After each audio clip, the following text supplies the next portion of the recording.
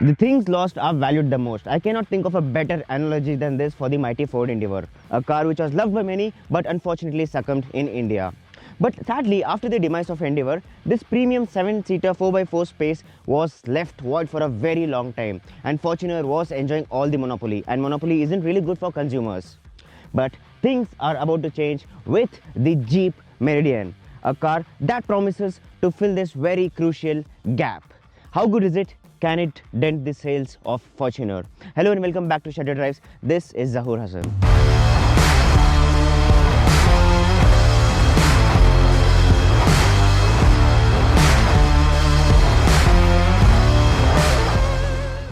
Why fix something that isn't broken?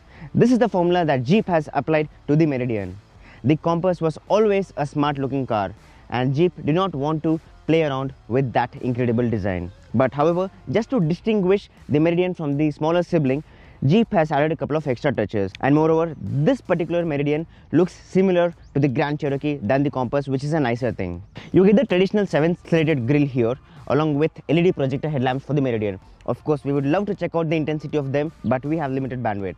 And apart from that, moving further downwards, you get a couple of parking sensors here, which should help you navigate this monstrous truck in your city in the crowded bylanes. And apart from that, you have this typical chrome strip running around the front bumper to add to that extra neat premium appeal that is much required in this segment right now. In my humble opinion, if there's something that I really loved in the design of the Meridian, it has to be these beautiful 18-inch alloy wheels, which have a very striking design. And trust me, to carry out something like this in a large car is very difficult, and Jeep has excelled here. There's no second thought about it. And these are wrapped in 18 inches of rubber, which are Bridgestone in this particular unit. So let's check out what's in the hood for us. First things first, it's extremely hot here right now in Chandigarh, and you do not get hydraulic struts in the Meridian, which is a letdown just like the one in Fortuner. That's because this car is going to be slightly expensive, or probably somewhere around the Fortuner, which means that you can expect a 45 lakh plus price bracket for sure, and usually do not get hydraulic struts. So this is something that you'll be aspiring for. And apart from that, you get exactly the same powertrain as the Compass. This being a 7-seater, you would probably aspire for something bigger in terms of the displacement or the power or torque numbers to accommodate for the extra space, the extra weight, or the extra dynamics of this car. But nevertheless, Jeep has decided that why fix something that isn't broken, and you get the same powertrain with the Compass, and exactly the same thing is stuffed into the Meridian, which churns out 170 bhp and 350 Nm of torque.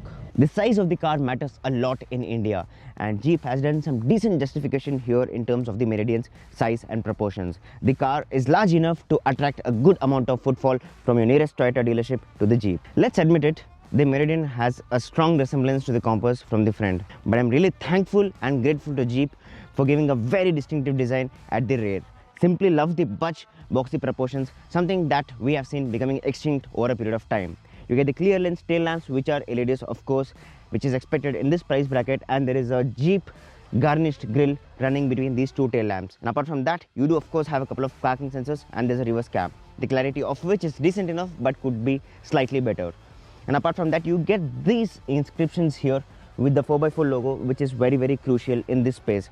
There's this shark fin antenna, which is surprisingly covered in plastic, and unlike the metal that we have seen in most of the other cars. And apart from that, these are the roof rails, which give this SUV a slightly tougher appeal than what already is.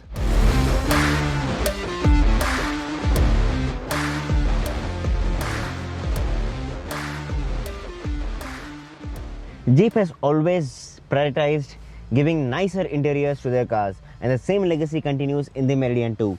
That's because the fit and finish of the cabin is really nice, especially the steering. I simply love it. The way everything is stitched here, the way the steering feels, the stacks feel that they're going to last forever. And of course, everything is very well put, especially in the first row. Just that if I had to nitpick about it, I just hope that this could have been slightly better finished. And apart from that, nothing much to complain about at all. One thing that I really appreciate here is we have a lot of physical buttons, and there's a dedicated button for mute and screen off. Hats off to Jeep for that, because physical buttons are being extremely rare right now. This is a 9-speed gearbox, and we are going to talk about it during the course of the drive. and there's a dedicated button here for 4x4 low ratio, and there's a dedicated button also for hill hold control, and you also get an electronic parking brake apart from the brilliant 9-speed gearbox.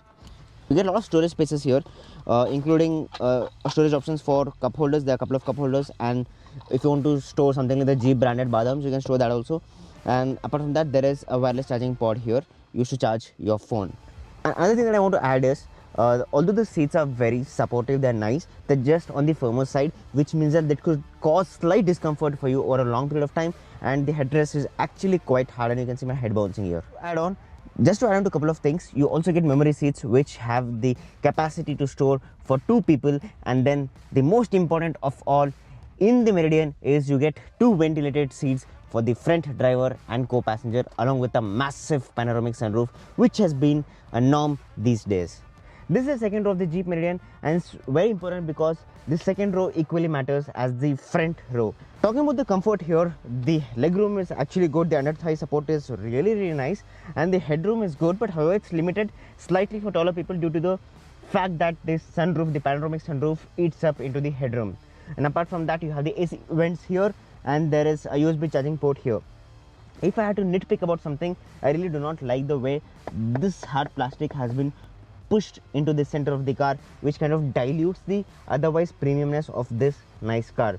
The seats are tan in color, these are leather seats, proper leather seats, and these are not easily prone to being soiled, just like the beige seats. And apart from that, you have this armrest which is actually nice, and so there's this armrest which is actually nice with 2 cup holders integrated into it. This is properly functional, and you won't be complaining about it at all. So what separates Meridian from the Compass?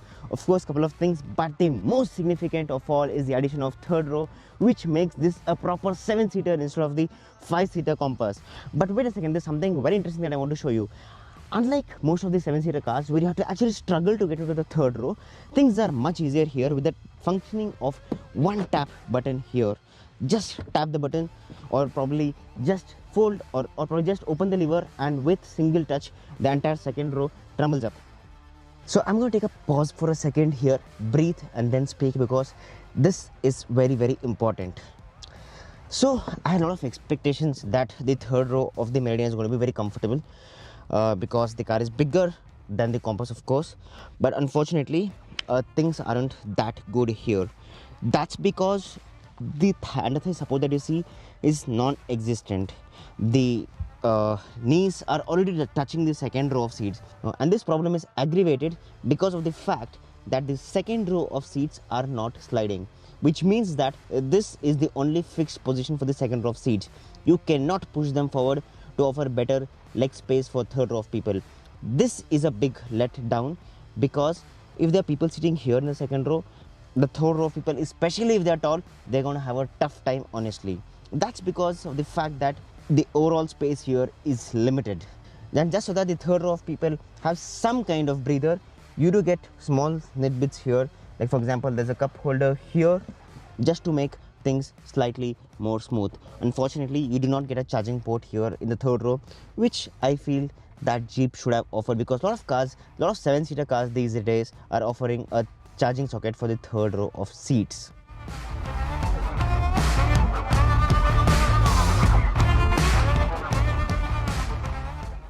Because the third row of the Meridian was cramped, I was slightly optimistic that that space would be better utilized in the boot. Let's see if I'll be disappointed or not.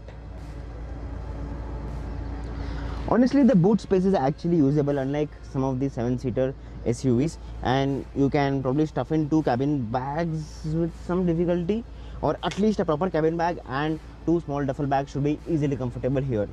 It's actually usable, unlike the legendary boot space of XUV 700 or 500, which is non-existent at all.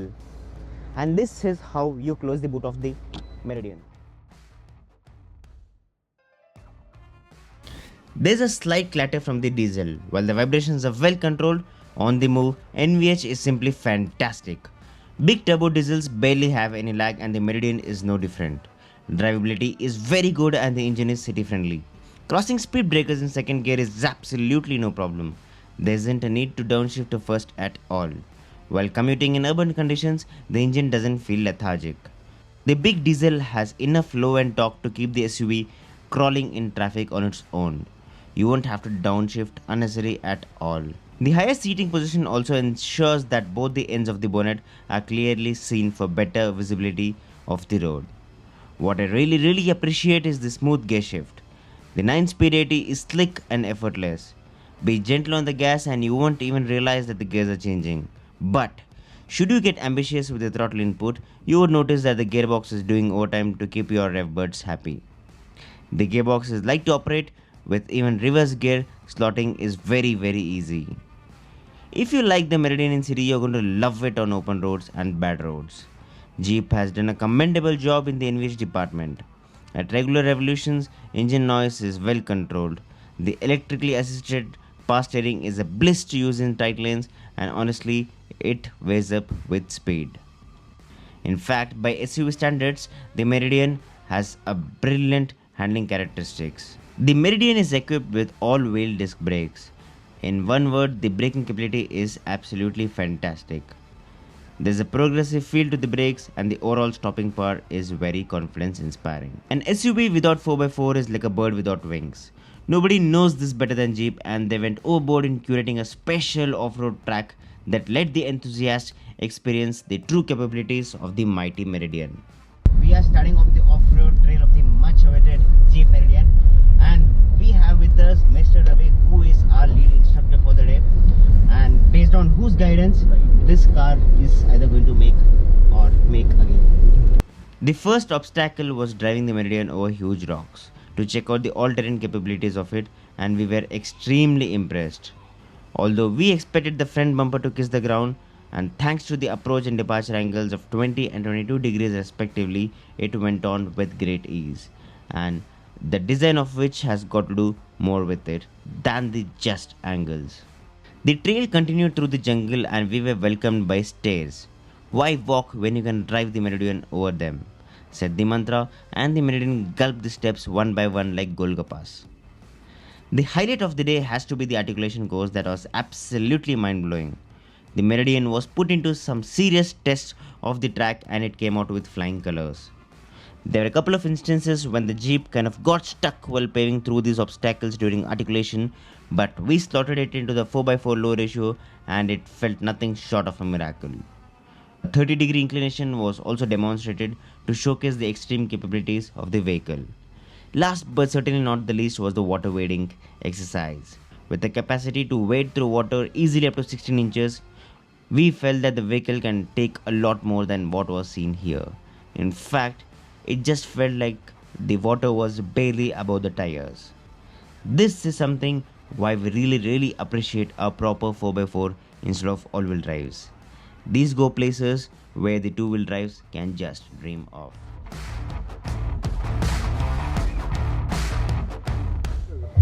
What an absolutely incredible day that was. We really got to experience the Jeep Meridian at its full potential, and we're extremely happy about the fact that we actually got to test that vehicle in its natural habitat, exactly where it's supposed to be tested, unlike just testing something on the tarmac.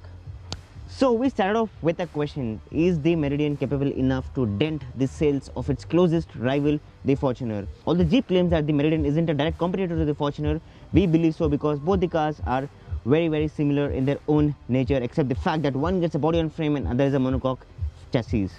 I'll get straight to the point. The Meridian has all the right ingredients to give a tough competition to Fortuner, but if there's something where it all boils down to, that's the pricing of this car, because pricing is extremely important in a price sensitive market like India. The Meridian has got a lot of potentials. The Meridian is good looking, it's handsome, it's spacious, loaded with features, name it, and that car has it. And more importantly, it's a proper 4x4 low with everything that you would aspire for a car within half a crore rupees. There are some key parameters where Jeep could have slightly focused on, especially on providing the second row sliding seats. That's because of the non-slidable nature of the second row seats, the last row of seat isn't very comfortable, and this is going to be a slight issue because people are going to prefer the Meridian over its younger sibling, the Compass, mainly because of the 7-seater configuration, and this is where the problem kind of arises. Apart from that, if I had to nitpick and if I want to aspire for something more, I really wish that Jeep had plugged in a slightly bigger displacement engine for the Meridian. Nevertheless, that's not a much of a problem because we still have all the 170 horses which the Meridian is utilizing to its maximum potential. That's about it, guys. If you guys like the video, don't forget to subscribe to our channel and follow us on Instagram. Take care and drive safe.